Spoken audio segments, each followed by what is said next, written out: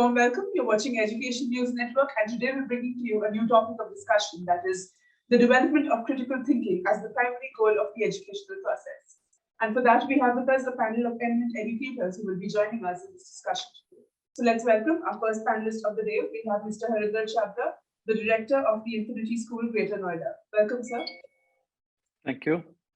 Thank you for being here. We then have Ms. Bhanu Prabha T, the Founder Director of Indian School of Excellence, Bangalore. Welcome, ma'am. Thank you. Our last panelist is Mr. Surender P, Sachdeva, the Secretary and Principal of Delhi Public Schools, Sushant. Welcome, sir. Thank you. So, may I invite our first panelist of the day, Mr. Harinder Chhabra. Please share your views on the topic. Right. So I'll make a very short argument in favor of the topic. So, see, the whole idea of education is to help our students lead a happy life. So the way we define happiness is you feel happy when you achieve what goals you set for yourself. And to be able to achieve those goals, you have to take some decisions in life. And at every stage of your life, depending on the quality of decisions that you take, you will either achieve your goal or you will be away from it. So, the probability of achieving whatever you set out to achieve increases if your decision making is high quality. And what goes in that decision making is separating facts from opinions, ability to emotionally be away from facts and not take decisions based on what is my own experience, but look at information available in the universe, sift through that information, identify what are the trends that you're looking at, and also apply a lot of logic, reasoning, historical perspective. So there's a lot of thinking involved while arriving at the decision. And as we take more and more decisions in life and we reflect on them on a daily basis, on what went right, what went wrong, and over a period of time, developing the ability of metacognition, where our students will be able to say, okay, this is the reason why I chose to think like this. And once that stage is achieved, I think children or students or adults will be able to take better decisions. And therefore, if you look at what critical thinking really means, this is what critical thinking is about: taking rational decisions, taking decisions based on logic, decisions based on facts, bereft of opinions, bereft of emotions, and arriving at a conclusion which will probably take you towards closer to your goal. So if we can help our children develop this skill set in the school, we are helping them take better decisions when they go out in the world beyond schooling, and therefore all of this, if you look at, is critical thinking, and therefore what the topic of the day is the goal of education, to develop critical thinking. So I say yes, of course. This helps them develop abilities which will eventually make them happy in life. So it's very, very important, and probably one of the most important goals of education. Thank you, sir. Ms. Bhanu Prabha T, could we hear from you, please?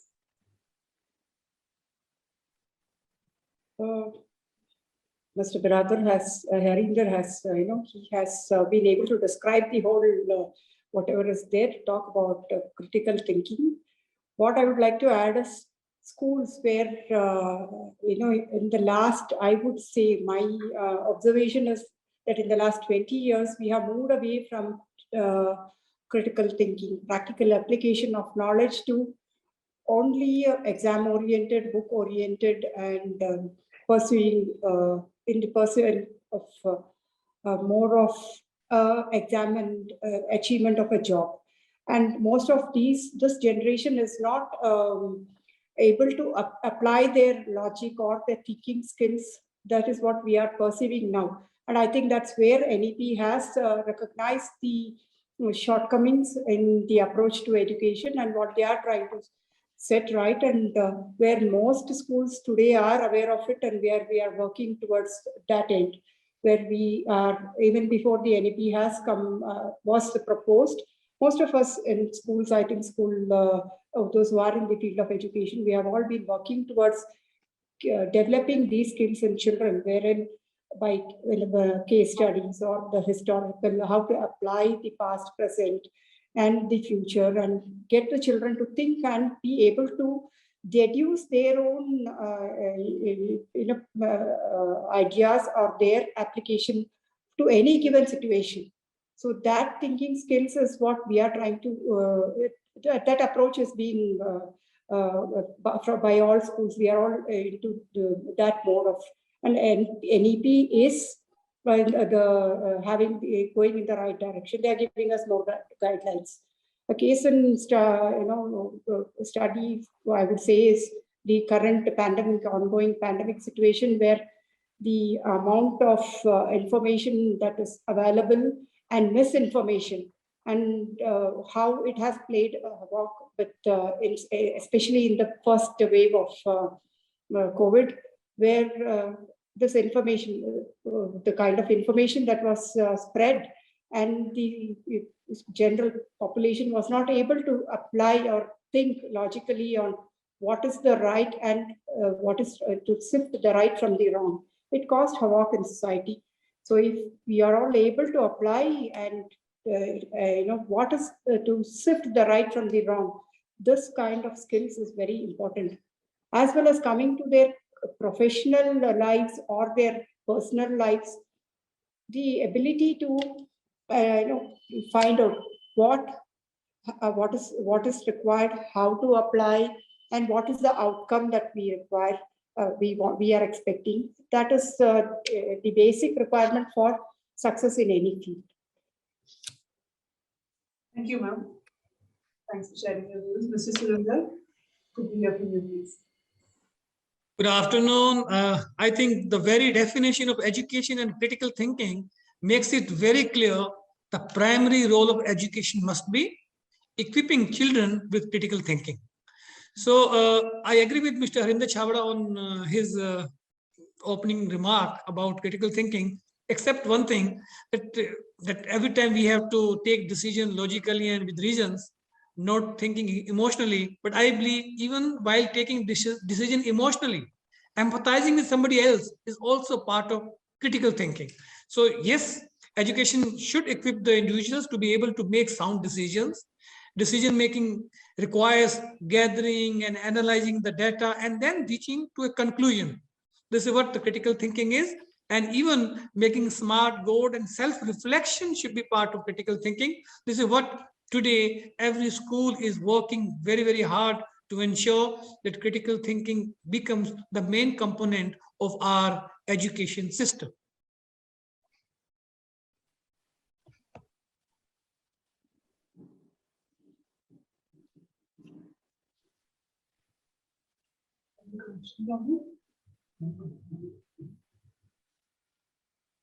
Mr. Surender, is that all? Yes. Thank you. Thanks for sharing your views. And could you highlight a little more on the self-reflection part that you said? How can schools embed this? Self-reflection is the ability to evaluate one's feeling and behavior, to be very, very objective. At times it is very difficult while self-evaluating, but a person whose critical thinking is developed, that would be in much better position to evaluate one's action. So it gives unbiased opinion while taking the decision or maybe in thinking process. Self-reflection is very, very important for personal growth as well as to understand the society at a better level and rather while resolving the conflict. And also one of the main objective of education should be, we should be able to empathize with the society and people around us. So to grow, it is important to reflect on our actions, on our thought processes, and also to create unbiased attitude always towards our surroundings to help us achieve the larger goal to make this society a happy society. Thank you, sir. So, Mr. Harinder, I'd like to ask you, how do you think schools bring about this transition from rote learning towards inculcating important qualities in kids, such as critical thinking? Yeah. So first of all, there are a lot of schools who are already doing that, without even NAP when NAP was not in place. So it's not something new for educators. It's something that requires a commitment towards it in terms of your long-term planning toward it. It's not something that you develop overnight. So if you have a curriculum in place which talks about independence, giving independence to children to think, to speak up in the classrooms. If you have children who have the confidence to question if something comes to your mind, rather than thinking that the teacher is going to reprimand me, or my peer group will judge me for what I ask. So you have to provide an emotionally safe environment. You have to provide a lot of training to your teachers on how do you manage and respond to questions of children in an honest way, rather than asking them to be quiet. Teachers need to be ready to accept that they may not know everything. Children in senior classes could ask them questions which they're not prepared for. So how do you respond to that as a group of teachers? So there is so to be able to develop ability in children to think, I think openness in the education community has to be there first. That children will ask questions. They could ask questions I'm not aware of. And how do I be honest to them and say that I don't know, maybe we can research it together. Let's find out the answer to this question, right? So that's an attitudinal change. Now, the attitudinal change is that I know everything versus I'm there to help you arrive at a knowledge and understanding, or developing a skill. I am in control versus I'm willing to lose control in the class. I will teach you versus I will help you learn. So there is a huge shift, and it's more a mindset shift rather than something drastic to be done.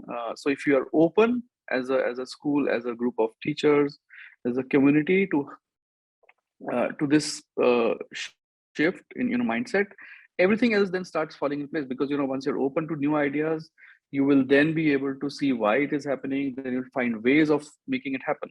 But the first step would be to be open and to really be honest with the goal you've set. If you really want to develop critical thinking ability or other thinking, reasoning, logical reasoning, etc. in your students, you need to be really, really open for it, and then make the effort to achieve it. So the first step is being very, very open, having a mindset around it. So there are many steps thereafter. Teacher training, you have to equip your teachers, and in all of this, the most important part will be to educate our parents, because the moment students start asking questions in school, the next step is they start asking questions at home, and that could be taken as indiscipline. That could be taken as, oh, this school is spoiling my children. So my child is suddenly questioning my authority. My child is suddenly asking me, why can't I do this? Why can't I go with my friends, and so on. So one has to be ready to explain to them logically. So a lot of training of the parents on getting ready to how to respond to the children's questions is also very, very important, because it's a three-way handshake. It's a school, the student, and the parent. I mean, all three have to speak the same language. So therefore, it's also the school's responsibility, to be honest, to engage with the parent community and get them ready to it while we start working. If you're not already doing that, while we start working on helping our children developing these skills. Thank you, sir. And thank you for that line, I will teach you versus I will help you learn. Something I'd like to hear. Thanks. So Ms. Bhanu, can you tell us how your school strives to encourage critical thinking in students? Yes, see, our approach itself has been, what we do on any given topic. And this is as just the basic, method where children are encouraged right from the grade 1 onwards. Any given topic, we have the system where we have the research-based learning. So a topic, any given topic, particular topic is given to the children prior, and they are encouraged to do their own research, understanding of the particular topic, and come back to the class and discussion, elaboration, debate, and forming their own conclusion. Here the teacher is again a moderator and a facilitator. Teacher doesn't teach. So the education has shifted from where you come with a chalk and talk method where you where the teacher gives out facts to students.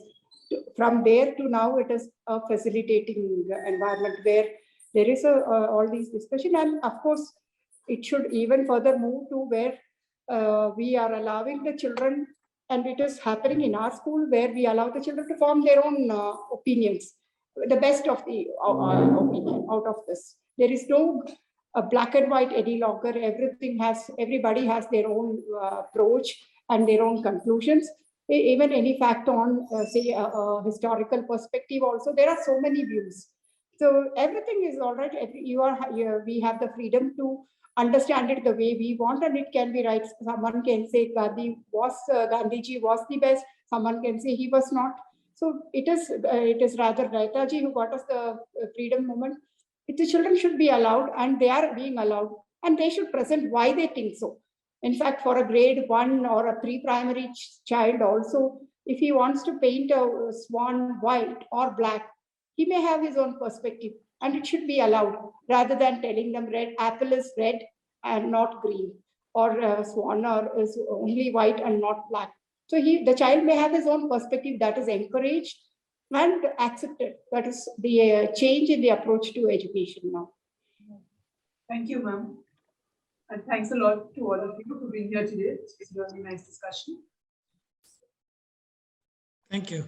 Thank you. Thank you. Thank you. And with that, we come to the end of this interesting panel discussion where we learned about the importance of critical thinking being set as a primary goal of the educational process. If you have any additional queries regarding the topic, do get in touch with us and we'll be glad to take them offline. For more such videos, do log on to our website, theann.com, and don't forget to like, share, comment, and subscribe to our channel. For now, signing off, this is Nitya.